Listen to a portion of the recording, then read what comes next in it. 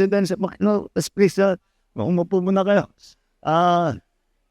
Magandang maga sa inyo at babatiin ko lang yung ating mga presidential scholar at papaliwanag ko lang kung paanong programa, anong programa itong ating ginagawa. Please come join me.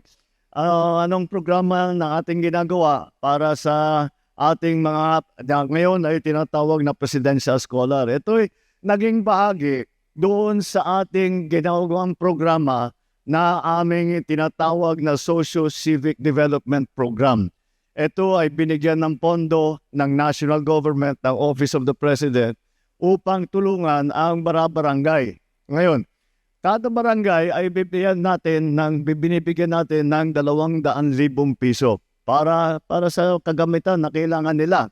At ditong sa 200,000 piso ay ang hiningi lang namin sa ating mga barangay official ay mamili sa bawat barangay ay mamili ng 5 na magiging presidential scholar doon sa kanilang barangay.